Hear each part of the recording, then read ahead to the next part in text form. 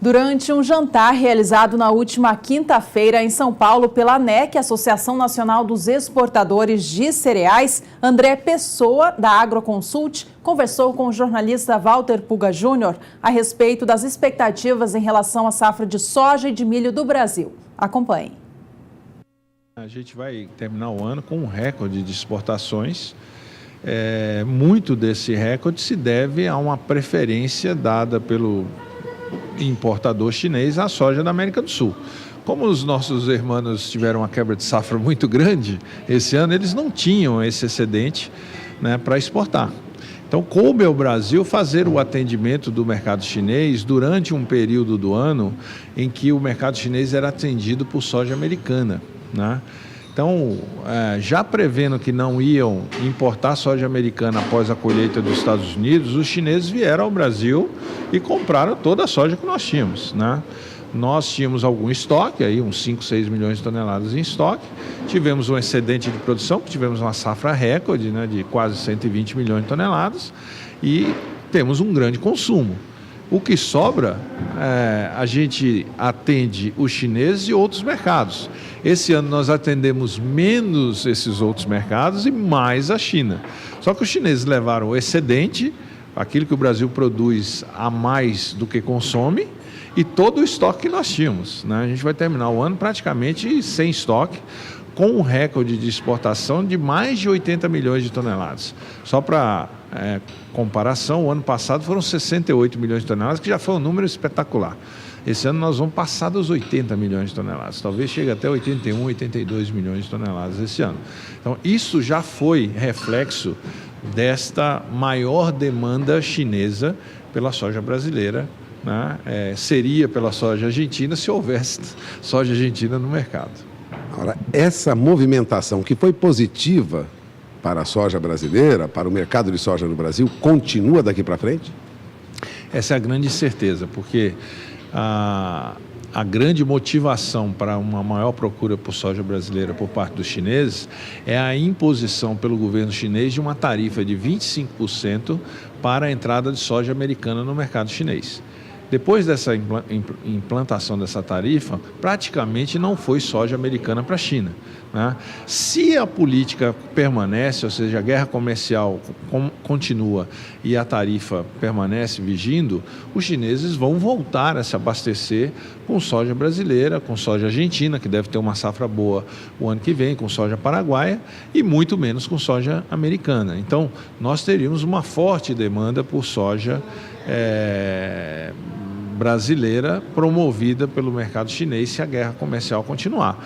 A grande questão é que ninguém tem garantia e certeza de nada a respeito da guerra comercial. Ela pode durar 10 anos, ou pelo menos acabar para o capítulo soja, porque ela pode continuar para outros produtos, mas eventualmente acabar para o capítulo soja, o que mudaria completamente a precificação da soja. A gente teria uma subida dos preços da soja no mercado americano, que é o mercado de Chicago, mas teríamos um reflexo sobre a cotação dos prêmios na América do Sul, que é uma espécie de compensação pelo baixo preço da soja americana, já que você, para comprar a soja brasileira, precisa pagar um pouco de prêmio.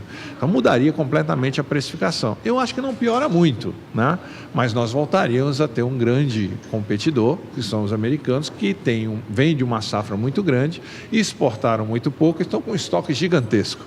Então, a vinda desse estoque americano para o mercado promoveria uma depressão, uma redução significativa nos níveis médios aí de preços da soja em 2019. Não é o cenário que se espera. O cenário que se espera é da continuidade da guerra comercial e de uma grande demanda chinesa pela soja brasileira. Mas é bom lembrar que existe um risco desse cenário se desfazer com um acordo entre os americanos e os chineses. Aqui nessa palestra, para os exportadores de cereais, você lembrou que o Brasil tem uma grande capacidade de produção de soja ainda e pode chegar aí à faixa de 129 milhões de toneladas. É uma estimativa plausível no curto prazo? Não, é bom explicar esse número.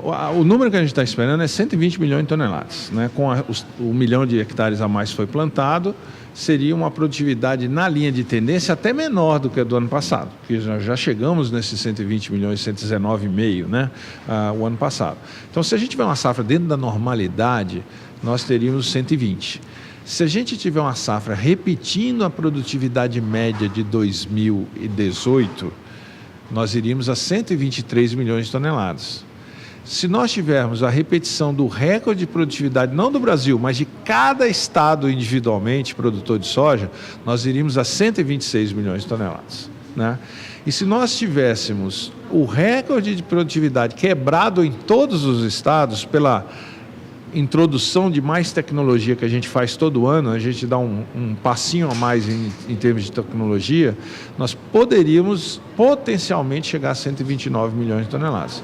Então, 129 milhões de toneladas é assim, um alinhamento dos astros, tudo deu certo, né, tudo funcionou adequadamente, a gente poderia chegar. Significa a gente não ter um ano de muita pressão de ferrugem. A gente deve ter um ano com muita pressão de ferrugem, né? Que a gente tivesse um ano sem nenhum problema climático em dezembro, janeiro e fevereiro, que são os períodos aí mais críticos para a definição da produtividade. Já temos um quadro de clima que, para algumas regiões, como Mato Grosso do Sul, oeste do Paraná, já apontam uma chuva abaixo da média, né? Então, esse alinhamento dos astros ele é praticamente impossível de ocorrer daqui até o final da safra. Mas é bom lembrar que o início da safra desse ano é um início excelente. Os astros estiveram alinhados até agora, né? Não significa que eles estarão alinhados até a colheita, mas eles estiveram alinhados durante o plantio. Nós fizemos o melhor plantio de soja da história. A melhor implantação de lavoura de soja que nós tivemos foi esse ano. Nós começamos cedo o plantio e não foi interrompido o plantio, exceto por algum excesso de chuva em um ou outro lugar.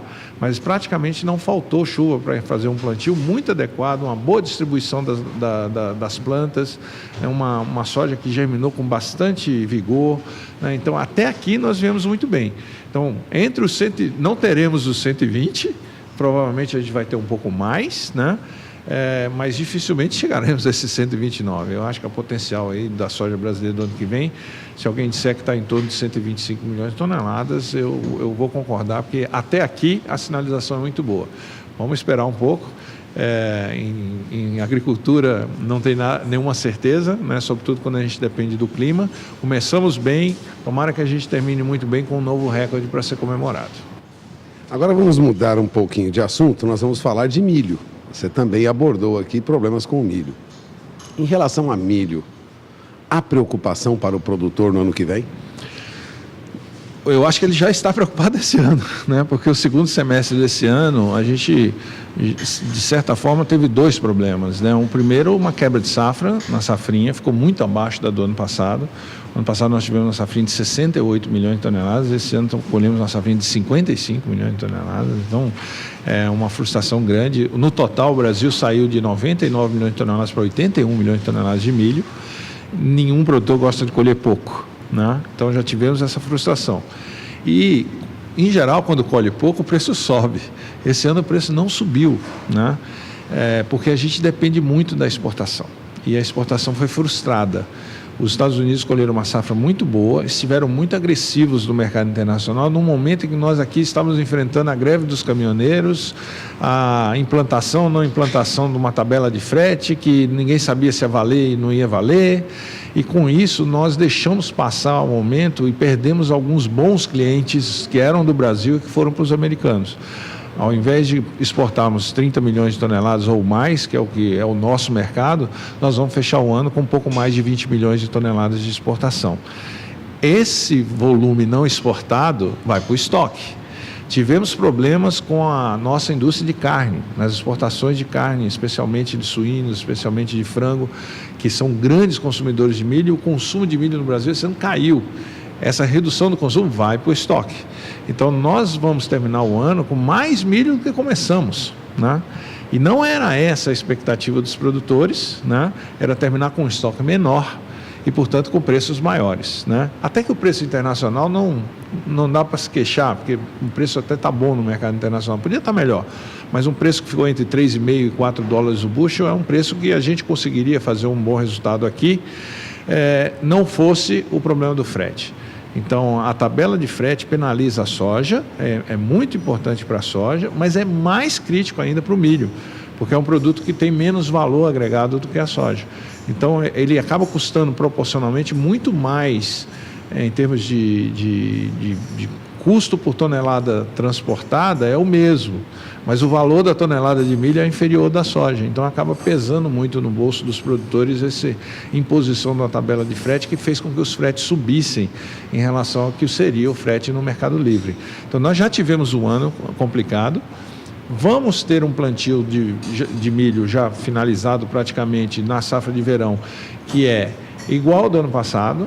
Então vamos produzir a safra de verão, o que é bom para atender as regiões produtoras de carnes do sul do país, mas vamos ter um plantio também crescente no caso do milho safrinha. Plantou-se a soja cedo, vai colher a soja cedo e vai plantar o milho dentro da janela ideal de plantio, né?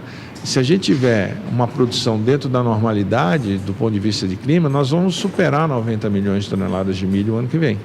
Ou seja, nós podemos chegar a 95 milhões de toneladas, talvez até 100 milhões de toneladas, né, de milho. A gente só consome 60.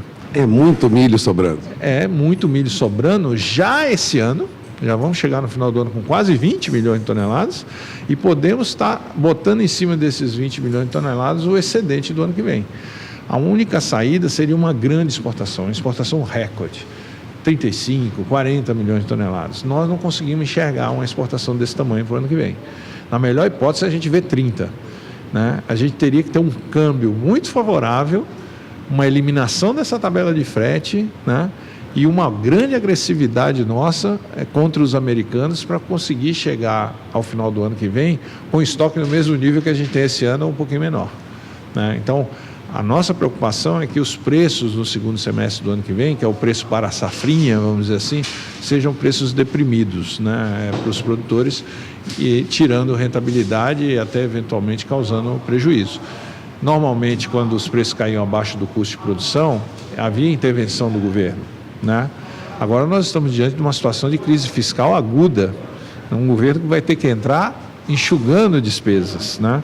Não sei se nós teremos a mesma facilidade ou a mesma possibilidade que tivemos no passado de contar com um auxílio para fechar as contas aí do milho safrinha, especialmente lá do Mato Grosso e das regiões do Brasil Central, que dependem bastante da exportação. É bom lembrar que os custos de produção subiram bastante.